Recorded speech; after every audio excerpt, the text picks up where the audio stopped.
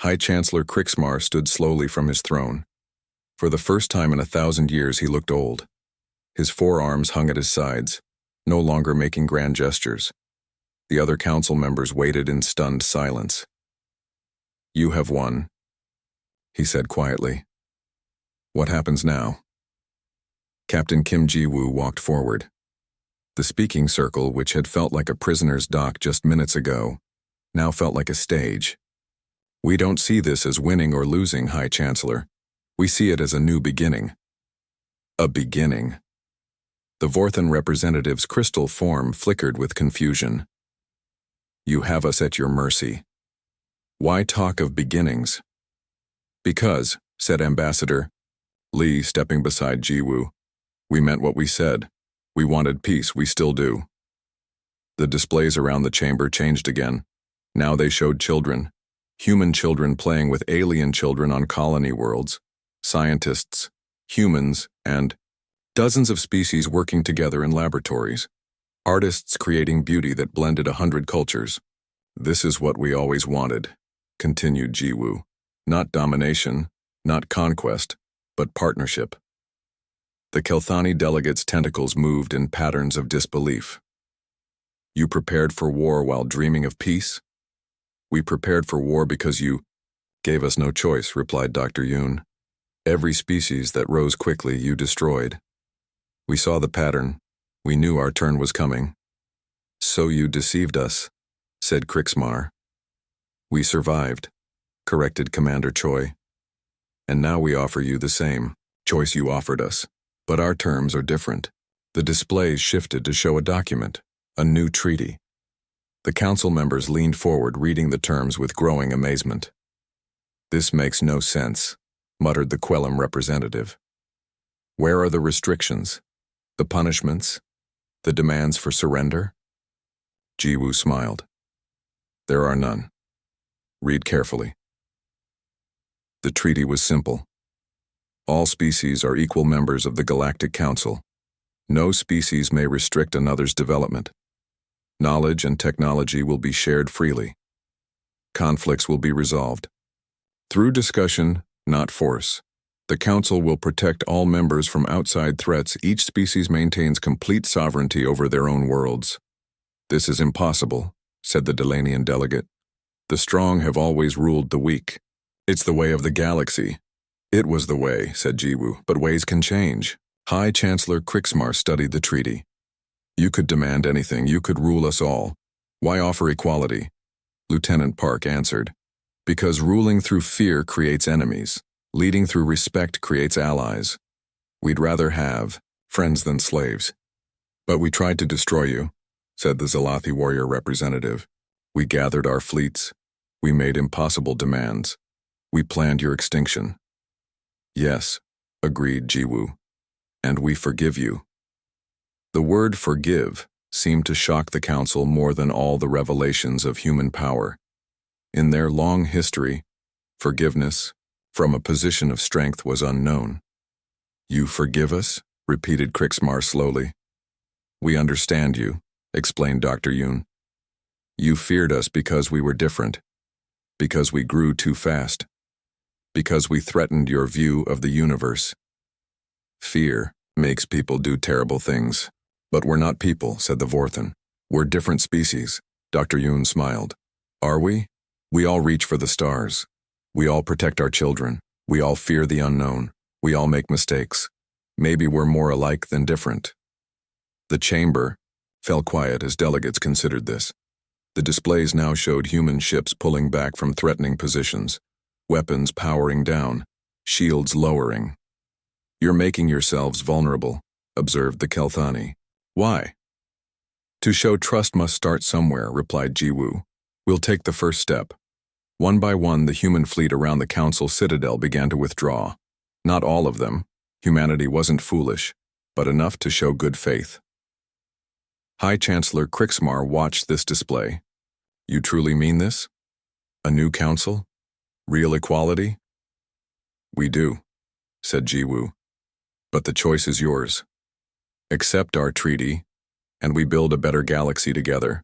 Refuse, and She gestured to the display still showing human power. Well, you've seen our capabilities. That's not much of a choice, grumbled the Thraxian delegate.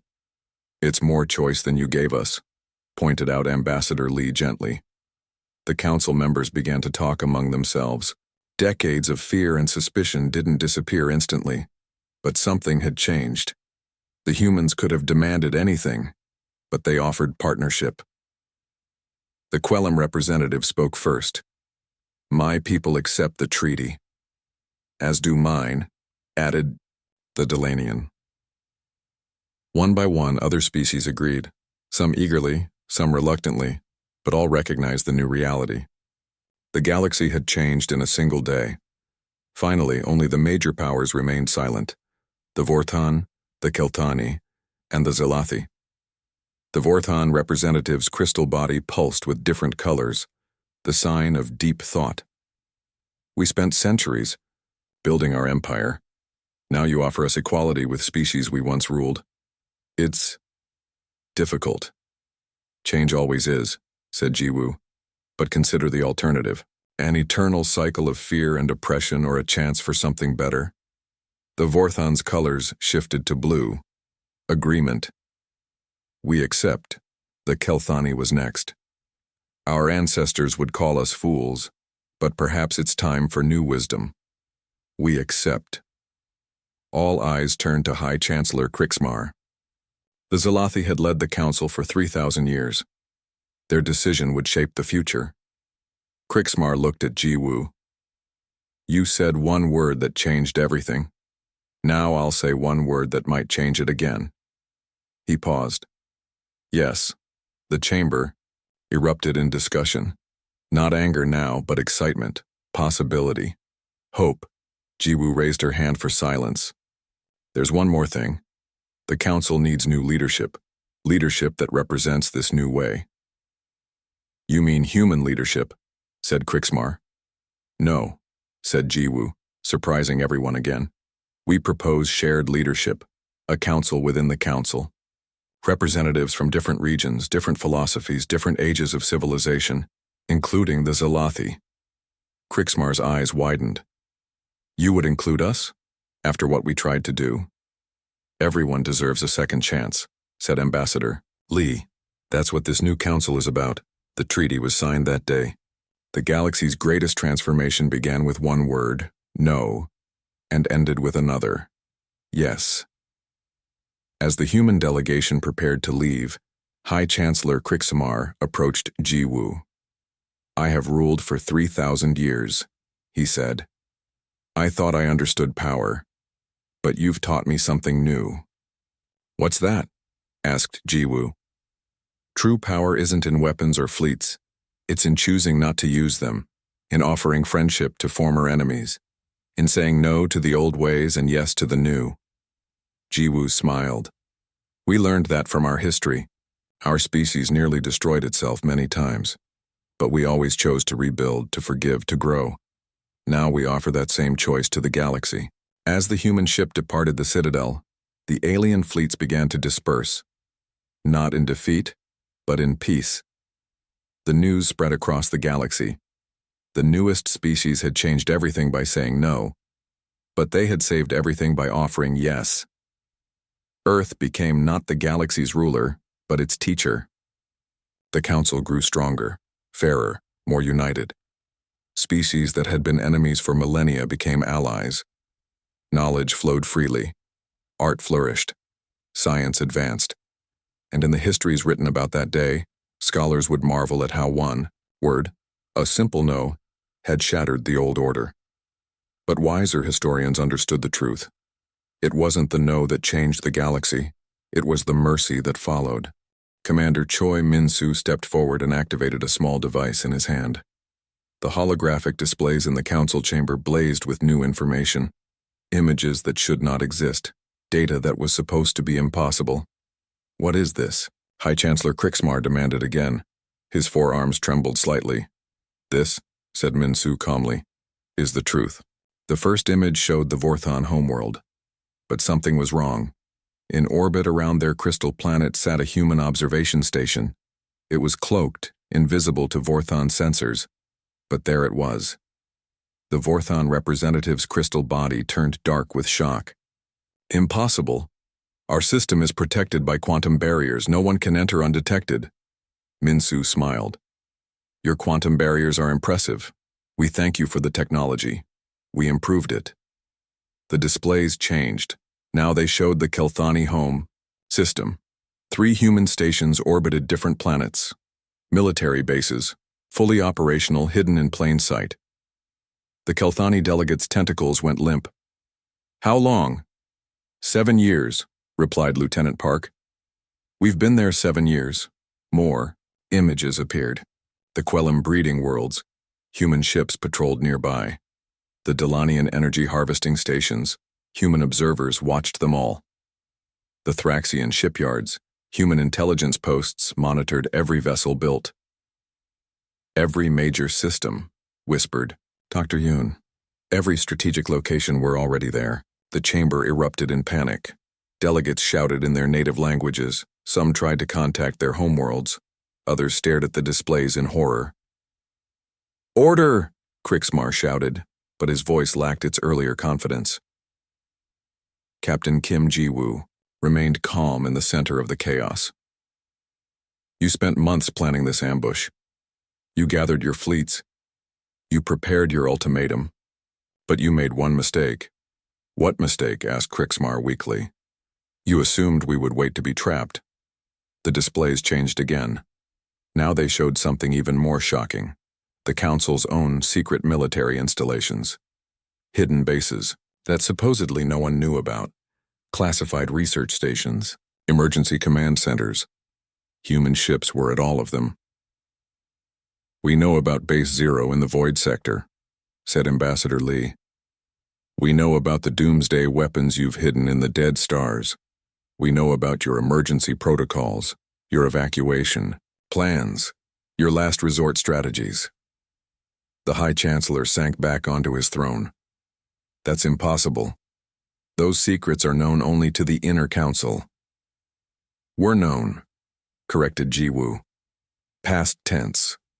The displays shifted to show Earth's solar system, but it wasn't the Earth the Council expected to see. Massive defense platforms orbited every planet. Energy shields covered entire moons. Weapon systems unlike anything in Council databases protected human space. Quantum singularity weapons, explained Dr. Yoon. We developed them in the last 2 years. They can destroy stars. But we've been watching you, protested the Quellam representative.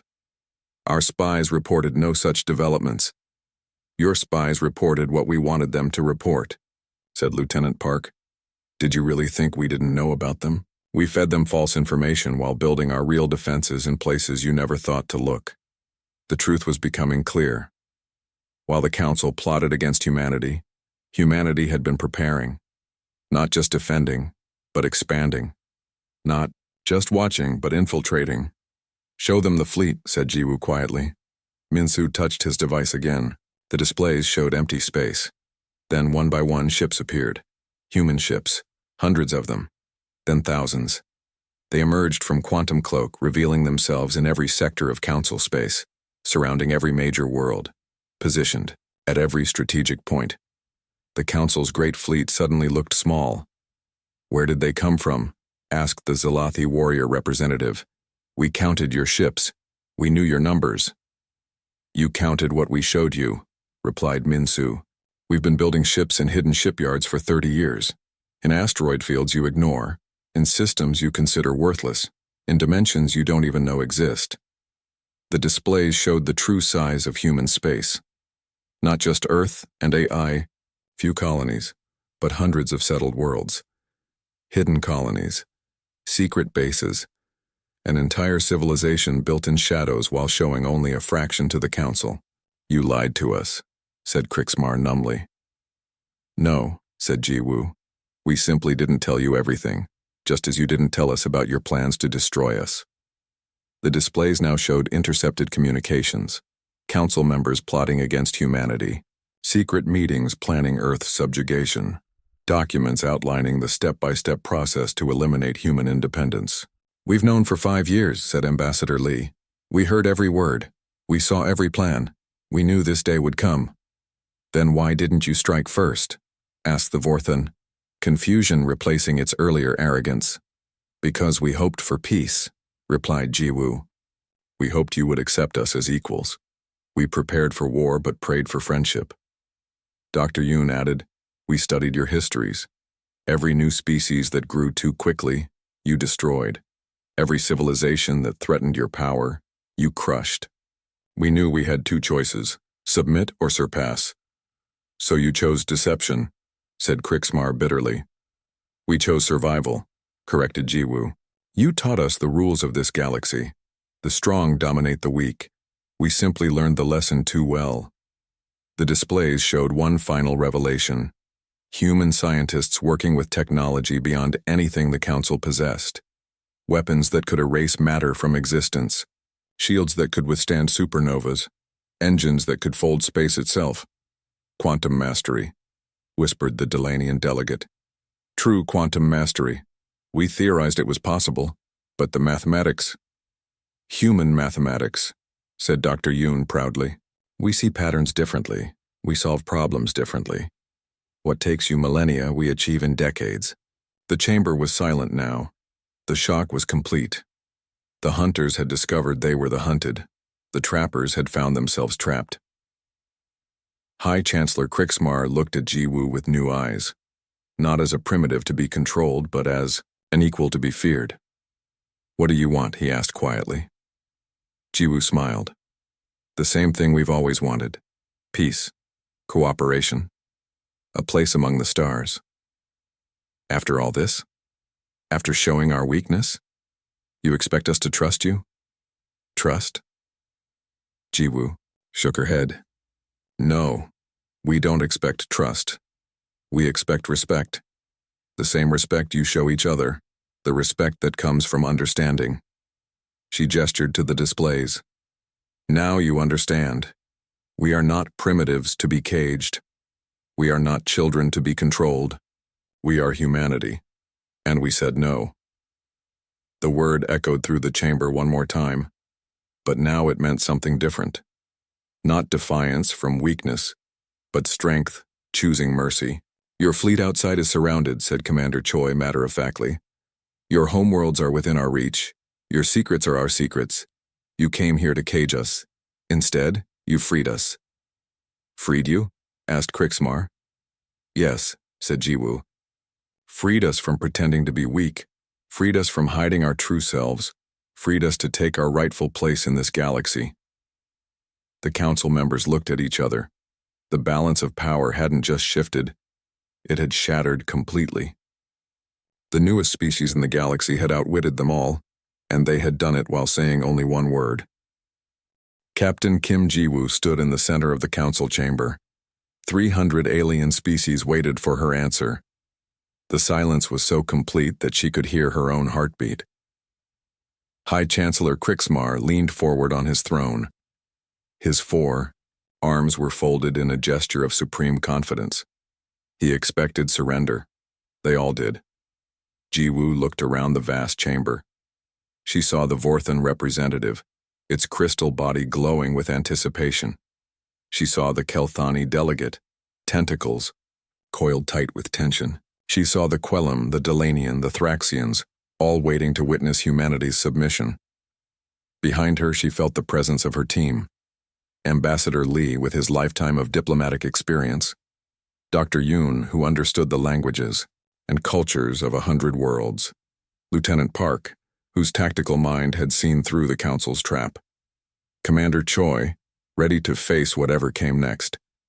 They were all waiting for her to speak Earth's fate. Jiwoo took a deep breath. She thought about the ultimatum. Stop all quantum research. Accept observer stations. End expansion. Submit to inspections. Surrender their military.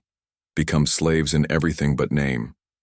She thought about what would happen if she said yes. Humanity would survive, but as pets. As prisoners. As a dying flame, slowly starved of oxygen until it went out. She thought about what would happen if she said no. The fleet outside would attack. Earth might burn, colonies might fall, billions might die. But then she thought about something else. She thought about what it meant to be human. Humans had always been explorers. From the first steps out of Africa to the first steps on the moon, from sailing unknown oceans to sailing between stars, to stop exploring, to stop growing, to stop reaching for the impossible. That would be the real death of humanity. Jiwoo straightened her shoulders. She looked directly at High Chancellor Krixmar. She saw his certainty, his arrogance, his assumption that fear would make humanity kneel. She opened her mouth to speak. The entire galaxy waited. No. One word. 2 letters. The simplest answer in any language. The silence that followed was absolute. For a moment, nobody moved. Nobody breathed. The translator systems cycled through their databases, checking and rechecking, but the meaning remained the same. The High Chancellor Krixmar's forearms unfolded slowly. What did you say? Jiwoo remained standing, calm and straight. She didn't repeat herself.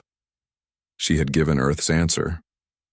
That's impossible, said the Vorthon representative.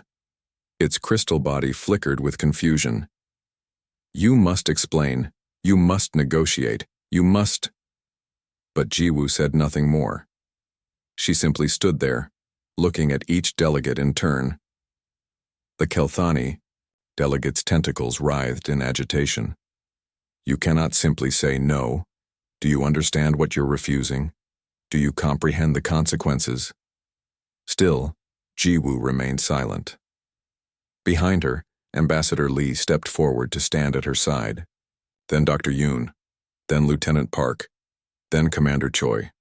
They stood in a line facing the council, united in their silence. This is madness, shouted the Quellam representative, its bioluminescent skin flashing angry red. You doom your entire species with one word. High Chancellor Krixmar stood from his throne. His ancient face showed confusion turning to anger. Explain yourself, human. You cannot simply refuse the council's terms without explanation. Jiwoo finally spoke again. Yes, we can, the chamber erupted. Delegates from 100 species jumped to their feet.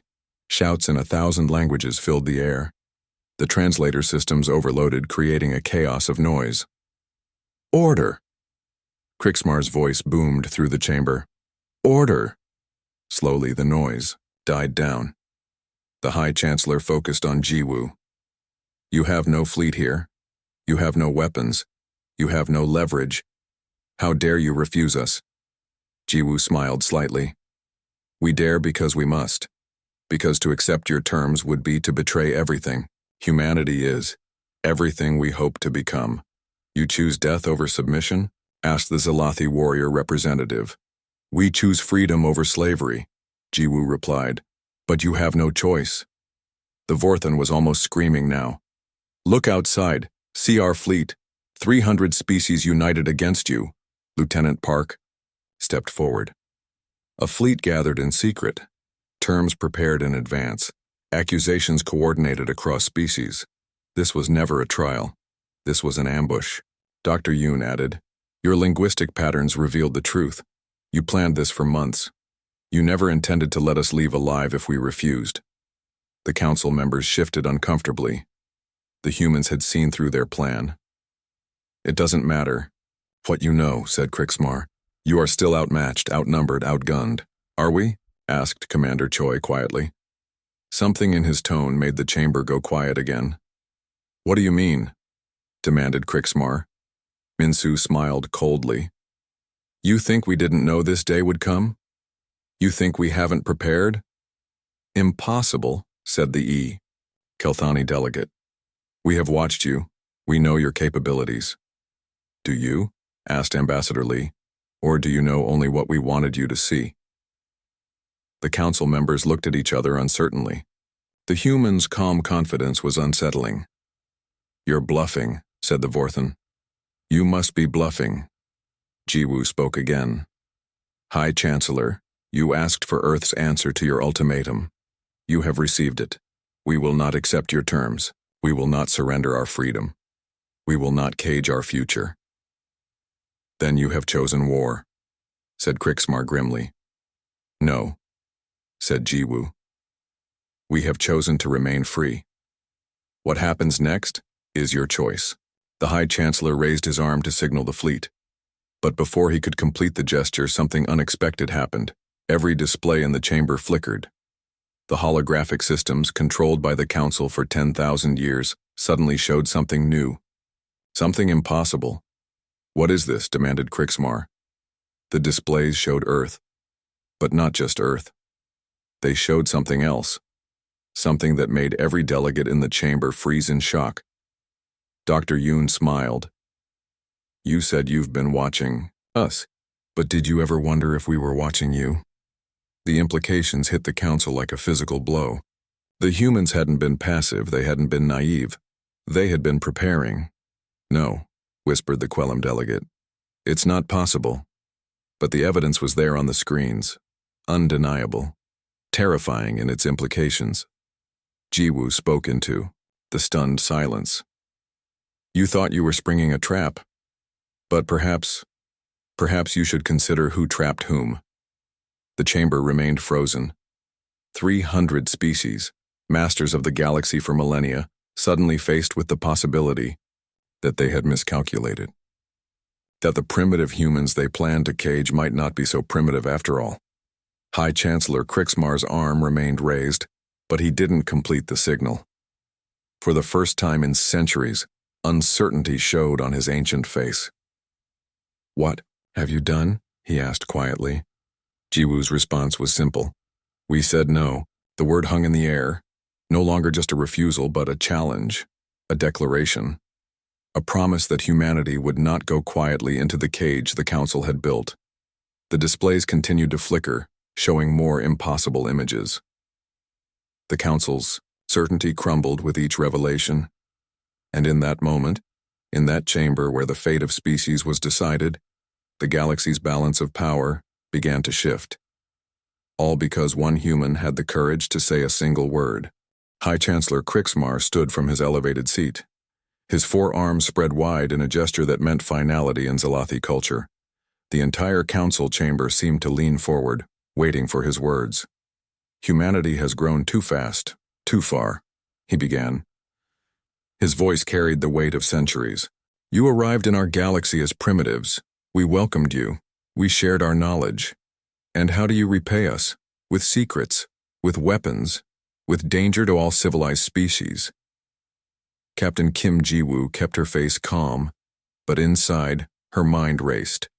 She glanced at Dr. Yoon, who was recording every word, analyzing every pause. The Council has decided, Krixmar continued. You will hear our terms. You will accept them. There is no other choice. The holographic displays around the chamber changed. Now they showed star maps, legal documents, technical specifications. The ultimatum was beginning. First, said the Vorthan representative, standing in its crystal form. All human quantum research must stop immediately. Every laboratory, every experiment, every theoretical paper, all must be destroyed. Jiwoo heard Lieutenant Park take a sharp breath beside her. Quantum technology was the foundation of human space travel.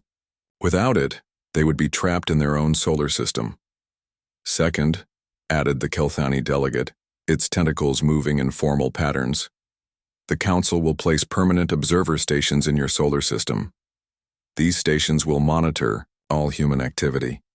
Any technology development must be approved by us first. Ambassador Lee stepped forward. You ask us to become prisoners in our own home? We ask you to be responsible members of the galactic community, replied Krixmar coldly. Third, continued the Quellam representative, its bioluminescent skin pulsing with authority. Human expansion must stop. No new colonies. No new exploration. Your current territories are your permanent boundaries. The terms kept coming. Each species added new restrictions. The Delanian wanted access to all human computer networks. The Thraxians demanded control over human education systems. The Morvac insisted on limits to human population growth. Dr. Yoon leaned toward Jiwoo and whispered, Captain, these aren't terms for coexistence. This is a plan for our extinction as a spacefaring species. Jiwoo nodded slightly. She understood. The Council wasn't trying to control humanity. They were trying to cage it. Slowly, carefully, they would weaken Earth until humans were no threat to anyone. Commander Choi had been silent until now, but he stepped forward. And our military forces? What happens to them under your terms? The Zalathi warrior caste representative answered. All human warships will be decommissioned. Your defense will be provided by Council peacekeeping forces. You mean occupation forces, said Min-Soo bluntly. A ripple of anger went through the alien delegations. How dare the humans question the Council's generosity? This is not occupation, insisted Krixmar. This is protection. Protection for you. Protection from you. Lieutenant Park was studying her tactical displays intently. She showed the screen to Jiwoo. The alien fleet outside had moved even closer. Weapon systems were warming up. The threat was no longer hidden. High Chancellor, said Ambassador Lee, his voice steady with years of experience. These terms would end human independence. No species in the history of the Council has accepted such restrictions and survived. No species has been as dangerous as humanity, replied Krixmar. Your growth rate is unprecedented. Your adaptation of technology is disturbing. You take what takes us centuries to develop and improve it in years. The Vorthan representative's crystal body chimed with agitation. They reverse-engineered our drive systems in less than a decade. Our ancestors spent 1,000 years perfecting that technology. And you made it better, added the Kelthani with disgust. Your ships are now faster than ours. Jiwoo began to understand the real fear behind their demands. It wasn't about weapons. It wasn't about territory. The Council feared human potential. They feared a species that learned too quickly, adapted too well, grew too fast. We have been loyal members of this Council, Jiwoo said, her voice carrying across the chamber. We have followed your laws. We have traded fairly. We have shared our art, our music, our culture. Why do you treat us as enemies? Because you are dangerous, said Krixmar simply. Not in what you are, but in what you might become. Dr. Yoon stepped forward. May I speak, High Chancellor? Krixmar nodded. Have studied your histories, she said. Each of your species took thousands of years to reach the stars. The Zalathi took 3,000 years from their first spacecraft to faster-than-light travel. The Vorthan took 5,000. The Kelthani, 7,000. She paused, looking around the chamber. Humanity did it in 200 years. Silence filled the chamber. The truth hung in the air like a physical thing. That is why you fear us, continued Dr. Yoon. Not because we are warlike, not because we are aggressive, but because we are fast, because we learn, because we adapt. Exactly, said Krixmar. And that is why you must be controlled. Before, you become something none of us can stop. Jiwoo felt the weight of the moment. This wasn't about guilt or innocence, this was about fear. The galaxy's oldest powers feared the newcomers. They wanted to clip humanity's wings before humans could truly fly. You have heard our terms, announced Krixmar. Now you must answer. Will humanity accept the Council's wisdom, or will you choose defiance? The word defiance echoed through the chamber. Every species representative leaned forward. The moment of decision had arrived. We need time to consult with Earth's government, said Ambassador Lee. These terms affect all of humanity.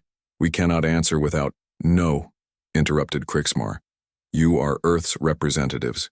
You have authority to speak for your species. You will answer now. Lieutenant Park quickly typed on her pad and showed. Now to Jiwoo. The fleet is in final attack position. They never intended to let us leave. Jiwoo understood. This was choreographed from the beginning. The Council had already decided to act against Earth. These terms were impossible to accept, and they knew it. They wanted humanity to refuse, giving them an excuse for what came next. High Chancellor, Jiwoo said, standing straighter. You ask us to choose between slavery and destruction. We ask you to choose between wisdom and foolishness, replied Krixmar. The Vorthan representative stood. Choose now, humans. Accept our terms, or face the combined might of 300 civilizations. The threat was finally open. No more pretense of diplomacy. No more illusion of choice. Commander Choi moved closer to Jiwoo. Captain, if we accept these terms, humanity dies slowly. If we refuse, we die quickly, finished Jiwoo quietly. But something in her mind rebelled against both options. Humans had not come to the stars to become slaves. They had not built their civilization to see it caged. There had to be another way. Ambassador Lee looked at Jiwoo. His eyes held a question. As Earth's representative, the final word was hers. Dr. Yoon touched her arm gently. Captain, whatever you decide, we stand with you. Lieutenant Park and Commander Choi nodded. They were ready to face whatever came next. The entire council waited. 300 species, thousands of representatives, the largest fleet in Galactic, history poised to strike. All waiting for one human woman to speak Earth's fate. Jiwoo thought of home. She thought of children looking up at the stars with wonder. She thought of scientists working to unlock the universe's secrets. She thought of explorers preparing for journeys to distant galaxies. She thought of freedom. Earth's answer, she began, and her voice did not shake.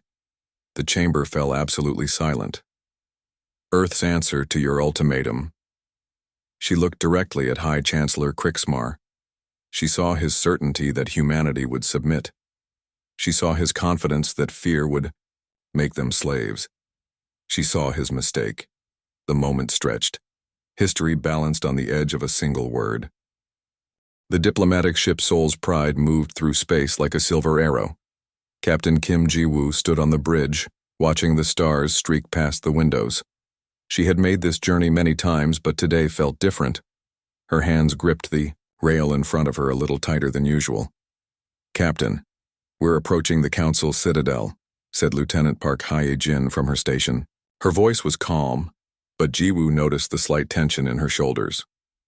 The Citadel appeared on the main screen. It was a massive structure, bigger than Earth's moon, floating near a dying star.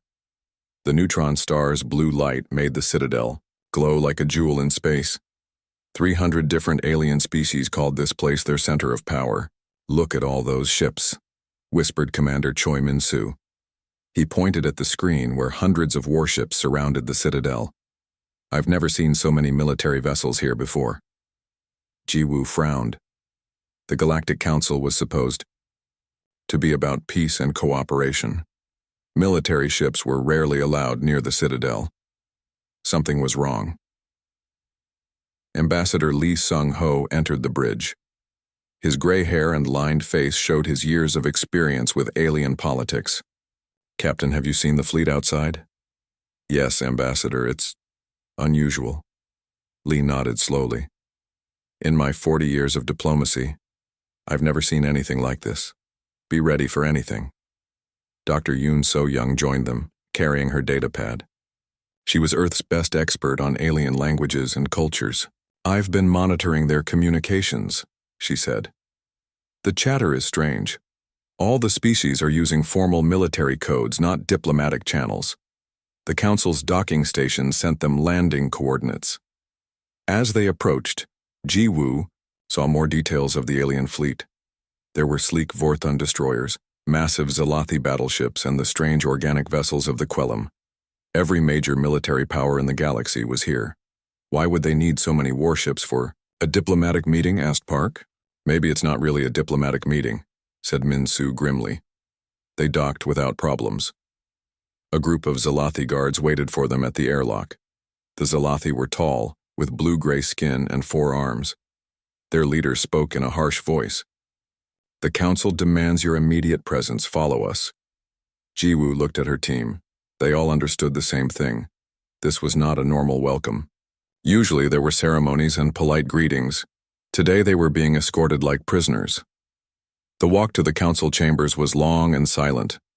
The corridors were empty except for more guards. Jiwoo noticed guards from many different species, all heavily armed. The atmosphere was thick with tension. Dr. Yoon moved closer to Jiwoo and whispered, "Their body language is aggressive. The Vorthon guards' scales are raised. That's a sign of anticipated combat. The Kelthani's tentacles are coiled tight. They're nervous. They reached the massive doors of the council chamber. The doors were 30 meters high, made of a metal that seemed to absorb light. Ancient symbols from the founding species decorated the entrance. The doors opened with a deep rumble. Inside, representatives from 300 civilizations filled the circular chamber. Each species had its own section, arranged in tiers that rose toward the ceiling. At the center, on the lowest level, was a single platform, the speaking circle where those addressing the council would stand. The human delegation was led to the speaking circle. Jiwoo felt the weight of thousands of alien eyes watching them. The chamber was eerily quiet. No friendly greetings came from old allies. No welcoming gestures from trading partners. High Chancellor Krixmar of the Zalati hegemony sat in the central position of authority. He was ancient even by Zalati standards, his blue-gray skin marked with ceremonial scars. When he spoke, his voice echoed through the chamber. Humans of Earth, you have been summoned to answer for your crimes against galactic peace. Jiwoo stepped forward. What crimes? Earth has maintained all treaty obligations. We have been peaceful members of this council for 50 years.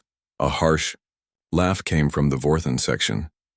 Their representative, a creature that looked like a giant mantis made of crystal, stood up. Peaceful? You develop weapons in secret. You study forbidden technology. Other voices joined in. The Quellim delegate's bioluminescent skin flashed angry red. They reverse engineer our technologies without permission.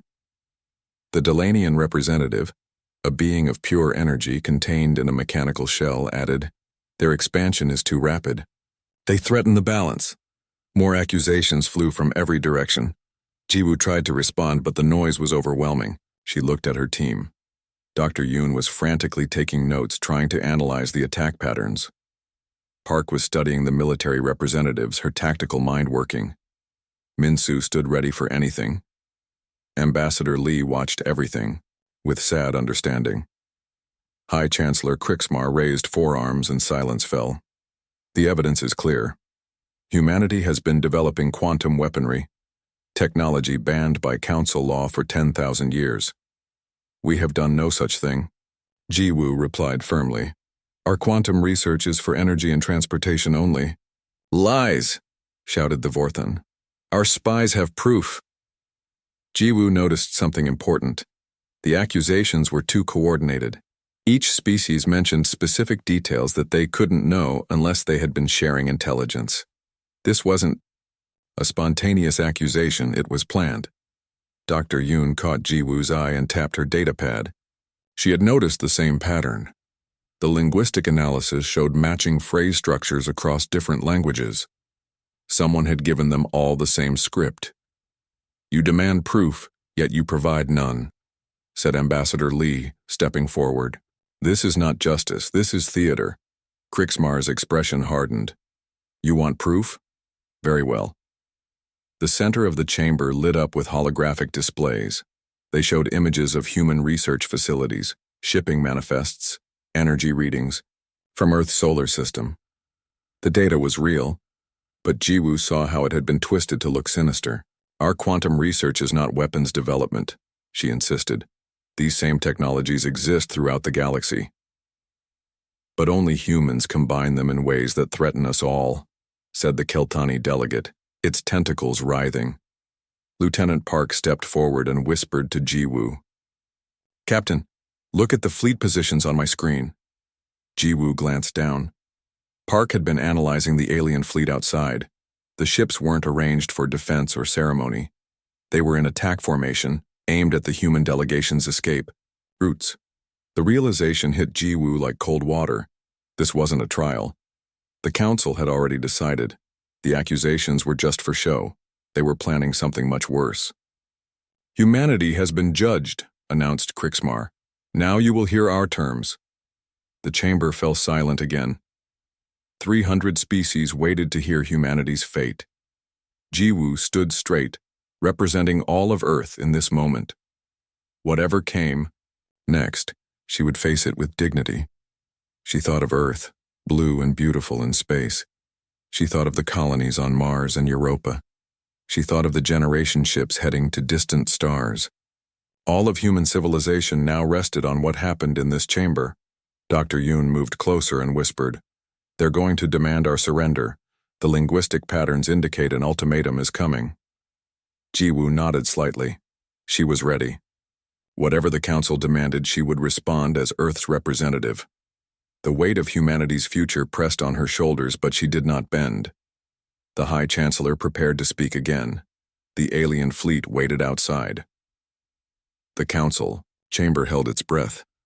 The summons had been a trap. Now it was time to see what the galaxy's oldest powers wanted from humanity.